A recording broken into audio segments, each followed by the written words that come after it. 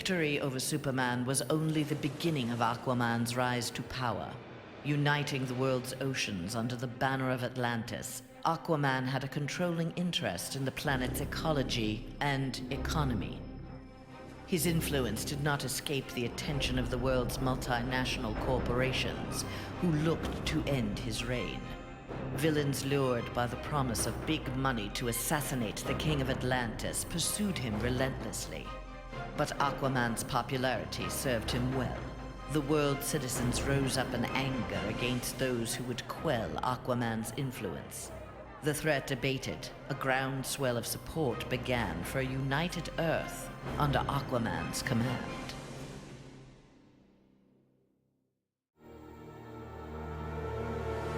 Superman's defeat did not work to Ares' advantage as he had planned.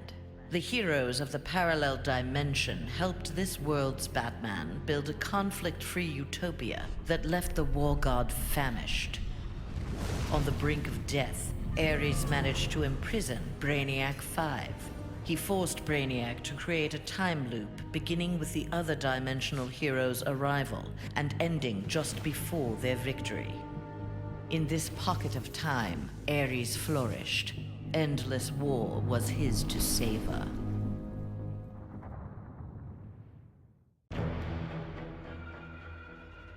Superman had been a fool to believe Bane would willingly accept a subordinate role in the One Earth government. With the High Counselor out of the way, true leadership could begin. Bane found in Sinestro and Black Adam inspiring examples of ruthless, absolute authority. They reciprocated his regard for their talents. The three former villains regained control of the planet and formed a ruling triad that would be uninterrupted until the next phase of Bane's plan.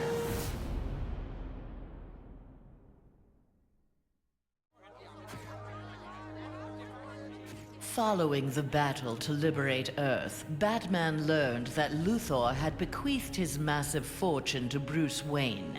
He now had the means to rebuild Gotham and Metropolis.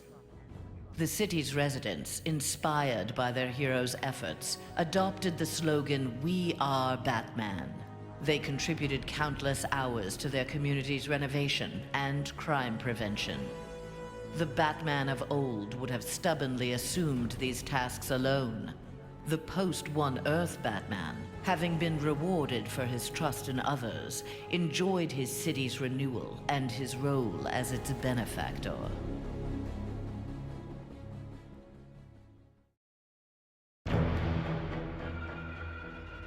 The defeat of Superman taught Black Adam one thing. Most of Earth's denizens were too weak to adopt Kahndaq's visionary form of government. He returned to his homeland with a new plan. Combining their energies, Black Adam and his empress Isis created a mystical barrier around Kahndaq. There they reigned in peace, their country an oasis in the wasteland of human civilization. A true oasis once Black Adam had destroyed all other life on Earth.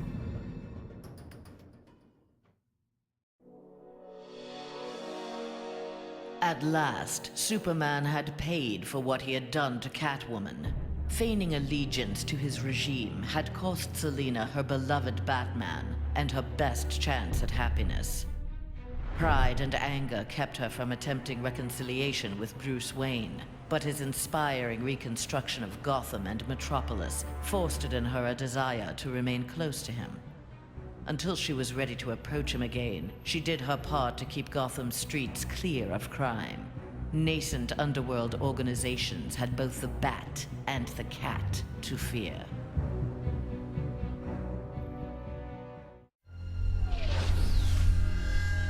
After Superman's defeat, Cyborg led the assault on the Fortress of Solitude to flush out remnants of the High Counselor's regime.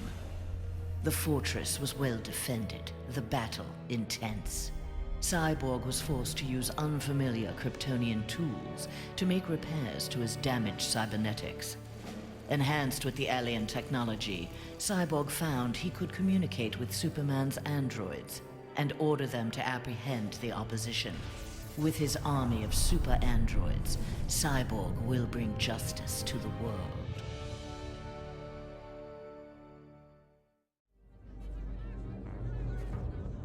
With Superman's regime toppled, new governments formed to take its place.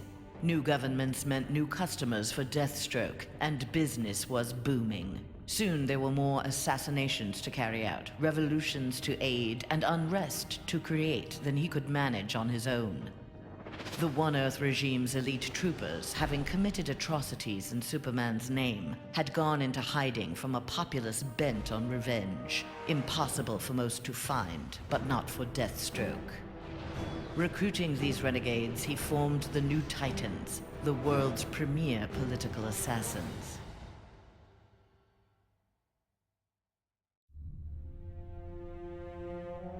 Free of Superman's control, Doomsday eradicated the remaining metahumans. He then manipulated technology in the abandoned Fortress of Solitude to terraform the Earth. It soon resembled prehistoric Krypton.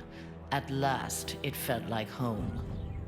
After a few years of exterminating humanity at his leisure, however, Doomsday needed a challenge. Having assimilated Superman's ability to fly, he headed for a nearby space sector. He had heard rumors of an opponent worthy of his attention, a Cesarian mercenary with a taste for violence. Doomsday was eager to meet this Lobo in battle.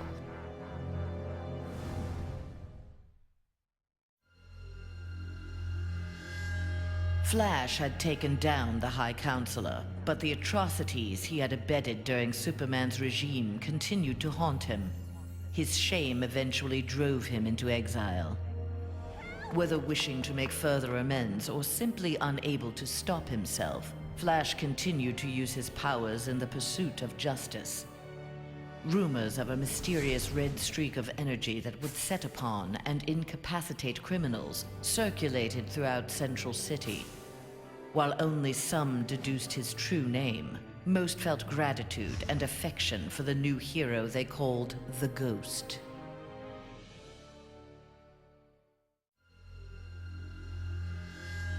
After the fall of Superman, Green Arrow visited the Star City of this parallel Earth.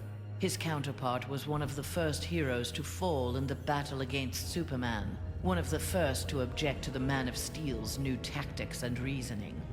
A memorial erected in Star City's Orchid Bay served as a reminder of the need to fight oppression regardless of the odds. There, Green Arrow found that one citizen wasn't content to memorialize Oliver Queen in stone. With Green Arrow's training, a new archer, dressed in crimson, took up the fallen hero's mantle. Let Star City's criminals beware. The night belongs to Red Arrow.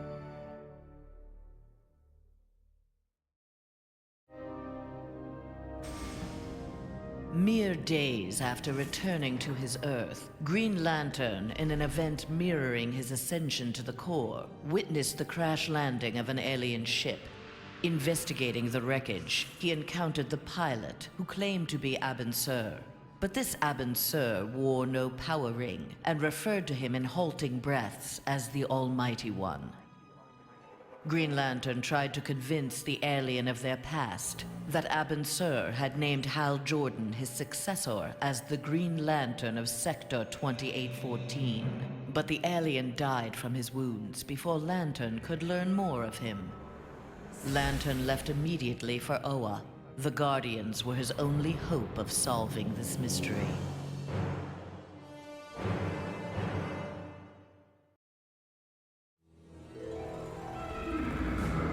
The defeat of Superman filled Harley with confidence. She knew what she was capable of and knew what she wanted. She traveled to the Visitor's Earth and freed the Joker from prison. Returning to her world, they married in a ceremony that set Gotham ablaze. At the reception, the cake-cutting ceremony took a gruesome turn. As her new husband playfully mashed her face into the cake, years of abuse took its toll. Something in Harley snapped. She used the ceremonial knife to slash Joker's throat. Still wearing her wedding gown, Harley now resides permanently in Arkham Asylum.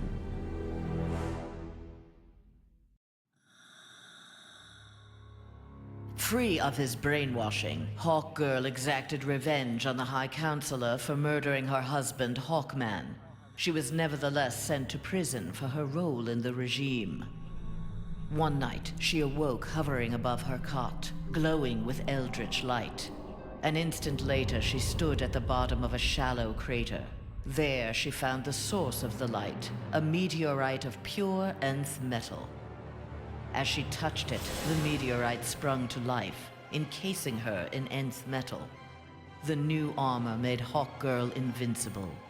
Her first act, vengeance against those who had helped Superman capture Hawkman.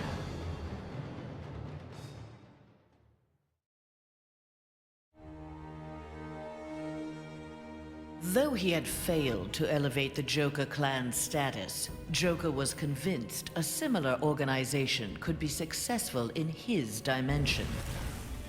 Joker used a series of devastating terrorist acts to frighten the populace, then convinced the more gullible among them that he was the path to security. The new Joker clan soon had millions of members worldwide and committed regular anti-government attacks, wreaking havoc on the global economy.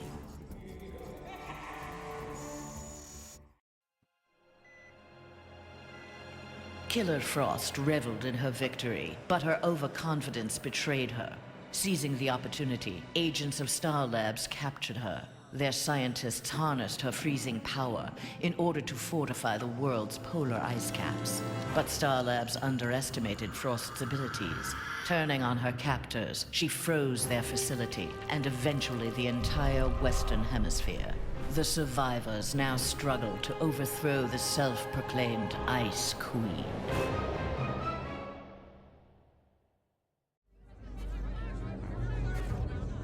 A win against this world's Superman was greatly satisfying, but its aftermath would be sweeter still. Luthor had traveled to this dimension to convince its residents that he was their Luthor, who had miraculously survived the High Counselor's globally televised attack on him. Beloved before, the triumphant Luthor was now worshipped. He was elected President of the United States, but soon looked to further consolidate his power.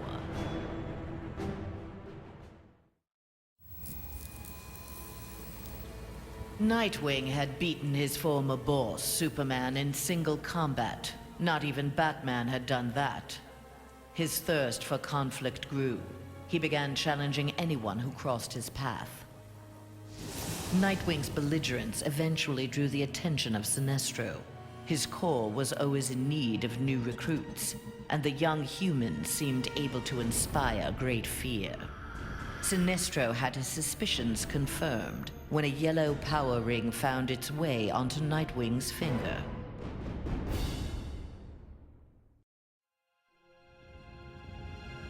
Winning the battle with Superman cost Raven dearly. The amount of demonic energy required overwhelmed her.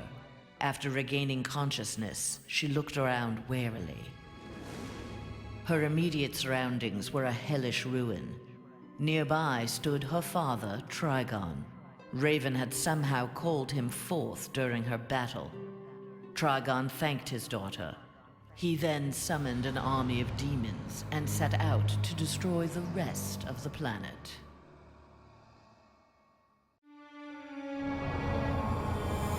Following the events in the parallel dimension, Shazam's fellow heroes returned home. But an alien virus contracted during the transfer created in them acute mental instability. They turned on their fellow crime fighters in a deranged fury. Alone and desperate, Shazam shared the power of the Word with his adopted brothers and sisters. Their purity of heart gave them courage. The army of Shazam incapacitated the former heroes. Eventually, they took the place of the Justice League as primary defenders of Earth.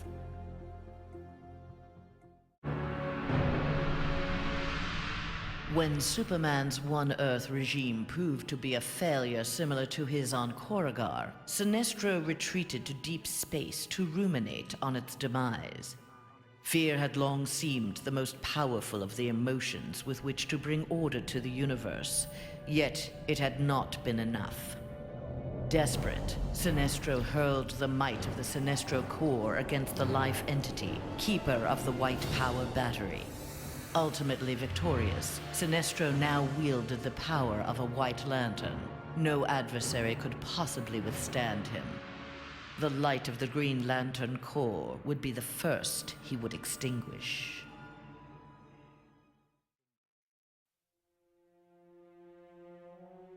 The battle over, Grundy eluded capture and returned to his swamp to heal his wounds. During regeneration, Grundy found he could channel the elemental force of the Red. All animal life would bend to his rule. His increased power also allowed him to resurrect the long-lost Grey Force.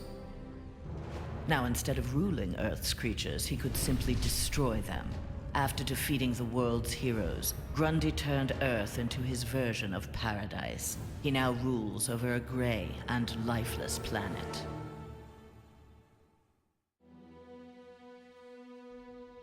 Though pleased with the outcome, Superman's battle with his duplicate left him troubled. If one Superman could go so far astray, why not another?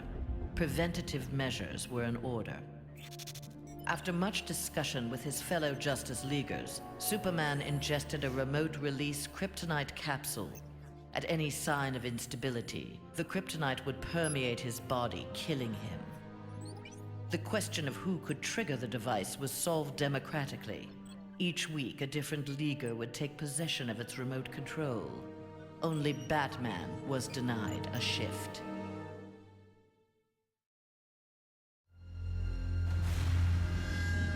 Wonder Woman returned home to find her dimension in ruins. Aware of Superman's despotic rule of the parallel dimension, the gods of Olympus vowed to preemptively eliminate the metahuman scourge from their world.